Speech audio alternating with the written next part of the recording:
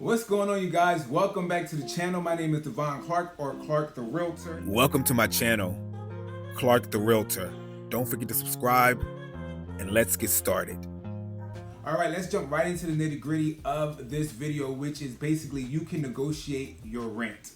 And just outside of the rent, you can negotiate anything in life, right? We have to remember that we are in control when it comes to us spending our money. And yes, we have another side as far as what they value things at or what they're willing to take for said asset or said product or said real estate or said rental. However, you also have the seat because you're ultimately going to be the one giving the other side that income or that money per se, right? So I had a few tips real quick, and the reason why I'm giving these tips is because when I had mentioned this to a couple of my friends or even family members, I don't think they realized that you can ultimately negotiate your rent. Okay, so it might, and I want to use this lightly too, because I don't know if it's going to work with everybody, but this is what you should do if you want to try to create negotiation. However, I am not a lawyer, I am not a financier, I'm none of that. I'm just a local real estate agent, and then also just a person living amongst everyone else that is going to make sure I negotiate everything before I just give up my dollar. So needless to say, the first component in regards to good negotiating skills when it comes to you negotiating your rent is to do comparables of other rental units in the area, right? If you're going to one particular complex, I should say, or building or a single family home, you will go and you will compare what other things around it is selling in a certain proximity. Because what you want to do is you want to go against your competitors, right? When you go in the shop at stores, people used to do this back in the day. I'm not sure if you do it now. You would say, hey, I'm buying this product from this store because I know that this product from this store is cheaper, or maybe I like the this particular product at this store, and then I'm going to go to another store and buy this other product because of prices. Or if you went to like grocery shopping, you would buy this product here and go buy your meats over here and different things like that, right? We as people do that. Or even if your vegetables, your fresh fruits, you go to a organic produce stand or something, right, to buy those other pieces of fruits or vegetables, and you don't buy them from the grocery stores. Okay, so that's the same concept we have to take into it when it comes to us, renting a space, buying a house, as far as negotiating and looking around and making sure we're shopping and we're doing our comparables. Okay, so the first thing you want to do if you're trying to rent in a certain complex in a certain neighborhood, you want to compare other units or other complex or other single family homes to what the value is at this particular space that you want to ultimately rent.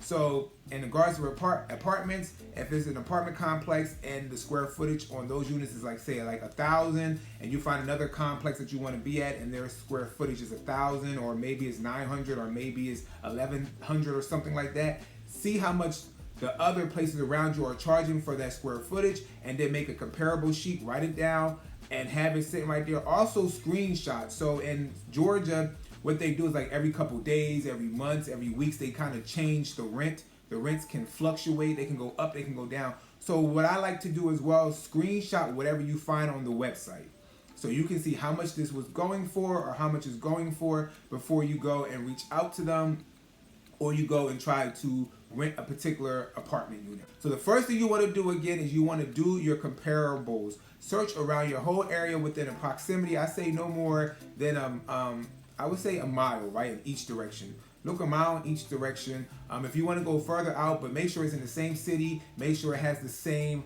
attraction as far as people want to be in this area, wherever you're trying to go, to see what people are paying to kind of get into that space, that location. But then you also want to pull on the strength of how long you've been there. How long have you been at this apartment complex? How long have you been renting in this house? How many times has something gone wrong in the house and maybe you didn't call anybody out, and maybe you fixed it yourself? Maybe you added value to the unit, right? Whether, let's say, when you first got the unit, they didn't paint the walls and you went in and you painted the walls, or maybe the house that you are renting, they didn't do the carpets and you went in and did the carpets. If you added some type of value to the house, let them know that. Let the apartment manager, let the owner know, hey, I put value into this space, or one, you've never done anything to this space since I've been here, and I would love for us to keep the rent the same where it's currently at, or could we adjust it a little bit down? If they try to increase the rent, just show them the value of you being there so long, the strength of you being there so long. You've always paid your rent on time. You've never bothered them. You made sure that you did everything yourself per se, right?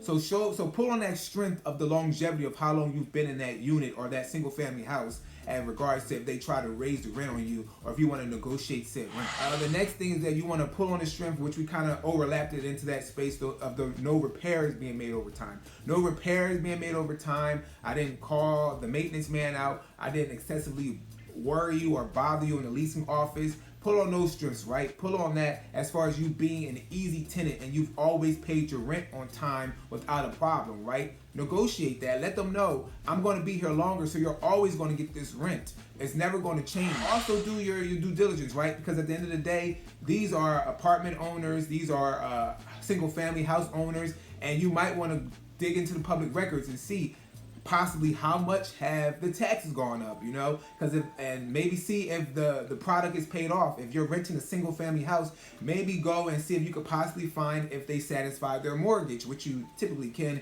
If you go to the records of deeds and things like that, you can see if a person has satisfied their mortgage. It might cost you depending on what county you're in, and if you want to go further into depth in regards to that, you might, you know, go downtown or wherever your city court of records or the deeds and things like that, title and everything, wherever that's located, and you might go in there and just see if they've satisfied their deed. Then also pull up their property taxes, right? And just do the math and calculations and formulate a price to make sure it makes sense when you're going to talk about negotiating that rent for that single family house. It's harder when it comes to apartment complexes because you can't really typically find that data.